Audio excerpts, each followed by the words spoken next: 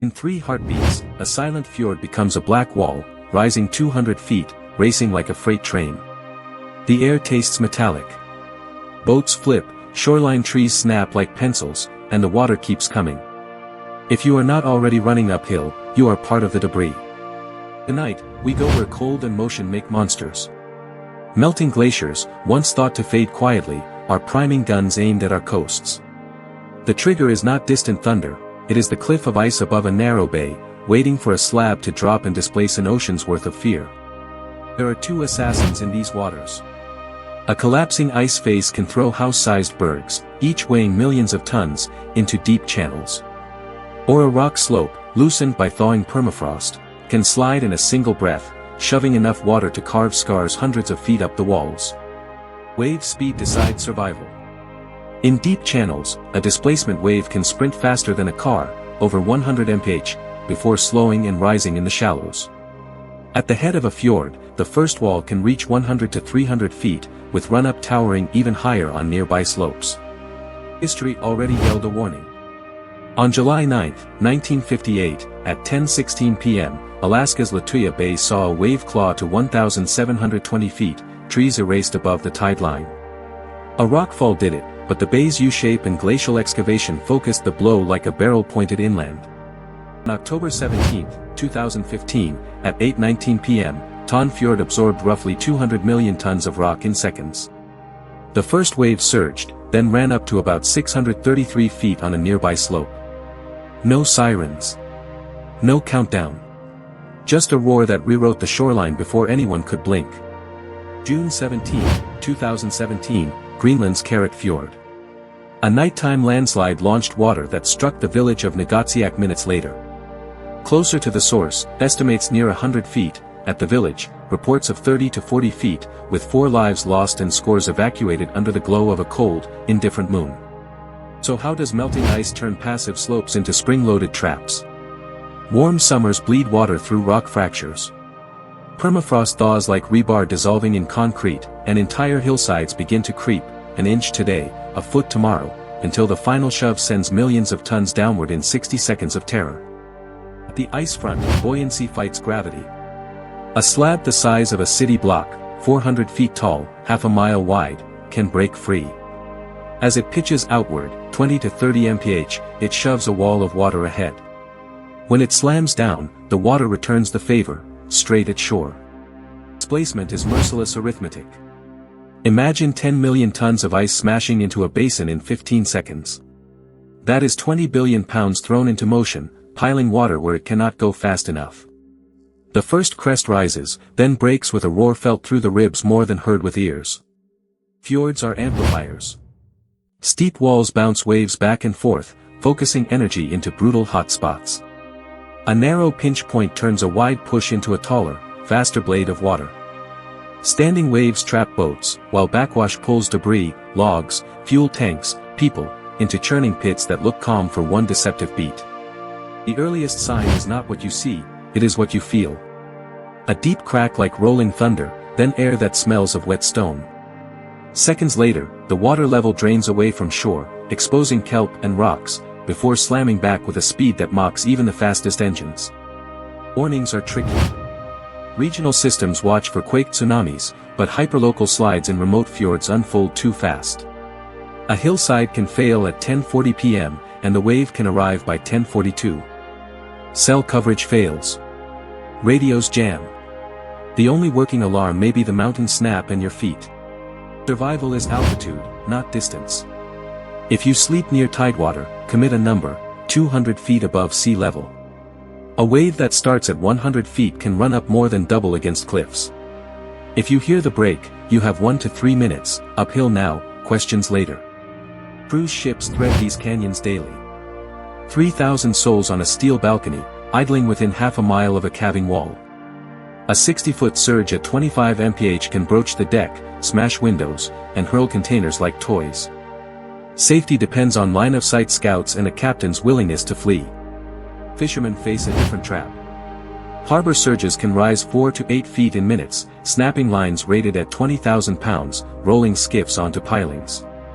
Nets become anchors. Engines cavitate in aerated water and lose thrust. The safest vessel is the one already pointed toward open water. Summer is the fuse. Air at 50 to 60 Fahrenheit turns glacier surfaces into rivers, pouring 20,000 cubic feet per second into crevasses. That water greases the bed, accelerates flow, and starves termini of support. When the tide is high and the breeze is still, that is when slabs let go. The mountain's glue is thawing. Permafrost, once frozen like stone-soft steel, is now seasonally mush, weakening joints that held cliffs together for centuries. A slope that shifted a fraction of an inch per year now slumps inches per week. The threshold from creep to collapse is crossed in one hot afternoon.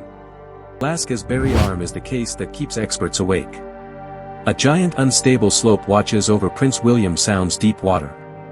If it drops in a single event, models suggest a 100 to 300-foot wave near the source, minutes to impact for anyone anchored beneath the painted cliffs. Columbia Glacier tells the backstory. Since the early 1980s, it has retreated roughly 12 miles, unloading a valley of ice and teaching ships hard lessons about berg-choked channels. Each mile of retreat leaves new cliffs, new basins, and fresh sediment fans, perfect platforms for the next sudden, brutal rearrangement of water.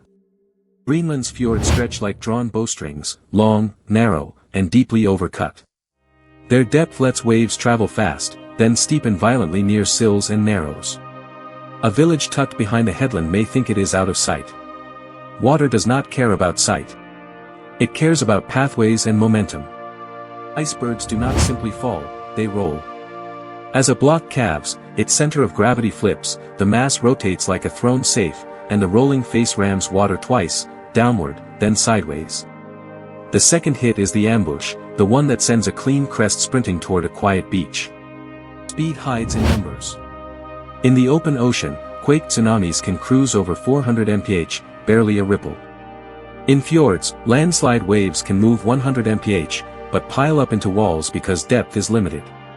You will not see a distant horizon bulge, only the sudden, rising glass right ahead. Even after the first slap, danger lingers. Harbors can ring like bells, with seiches pulsing every 5 to 15 minutes. The second or third surge may be worse than the first. People step onto mudflats to check damage, then watch the next wall turn that curiosity into a fatal, silent reach. Eyes in the sky help, if we use them. Drones map cracks inch by inch. Satellites watch slopes sag, and radar, called INSAR, measures motion down to inches per month. A live feed can flag acceleration on a hot day at 3 p.m., buying time for boats to clear the firing line. Even the air whispers. Infrasound from a collapsing wall rides at 0.5 to 5 Hz, traveling 30 miles ahead of the wave. Arrays can hear it and trigger coastal sirens. The challenge is not detection, it is acting within a 2-minute window, before the first crest finds your street. Night is the accomplice. Long twilight on northern coasts paints cliffs in silver and hides texture. A black wave against black rock looks like a missing piece of sky until it fills your world. If you hear rockfall at 11 p.m., you do not need proof, you need elevation. Survivors repeat the same cadence. A crack like gunfire. A low hiss as water drew away from the cobbles. Then a battering, 3 hits in less than a minute, first high, then higher, then a wall that twisted docks like wet rope. They ran uphill without shoes and lived. Mariners, write this on your helm. Never loiter within half a mile of an active calving face. Keep the bow to open water, engine idling hot, radios on dual watch. If the wall speaks, go. A 30-second head start can be the difference between a wet ride and a roll. Insurers already do the math. A single cruise incident could tally billions, yet the trigger is measured in degrees. The Arctic has warmed more than 4 Fahrenheit since the 1970s, loading the dice for faster calving and slope failures. Risk is not theoretical, it is a line item growing every season. Coastal towns weigh heritage against hazard. Cabins at 30 feet above tide look safe after a quiet decade. But the map hides run-up lines at 200 feet from events forgotten by living memory. Retreat is not cowardice, it is respect for physics that do not negotiate under a blue sky. Tour boats sell the thunder of falling ice. Guides mark standoff lines, then tourists ask for closer, closer, closer. The calculus changes when a hidden fracture links with meltwater at 2:17 p.m., and a block that groaned all morning chooses your lens as the last thing it sees. Drills feel awkward until they are the only reason you breathe. Families time the sprint from dock to a marker at 200 feet elevation, 3 minutes or less. A go bag by the door, headlamp on the banister, truck keys by the radio. When water rises, muscle memory outruns panic. Near future tightens. As glaciers lose miles, freshly unbuttressed cliffs loom over deeper, longer channels. Storm-free days and heat spikes align like tumblers in a lock. One afternoon at 72 Fahrenheit after a cold spring could be the pin that drops, with the first wave arriving before you finish your coffee. Here is the unsettling twist. The next giant wave may not start with a bang, it may start with silence, as a slope finally lets go underwater, invisible to cameras. By the time the surface heaves, the clock is already out of kindness. The ocean will not explain. It will only act. If this opened your eyes, help open more. Comment with the highest safe ground near your coast, and the minutes it takes you to reach it. Like this video so the algorithm pushes it to people who need minutes. Subscribe for the next field report, because the water is listening.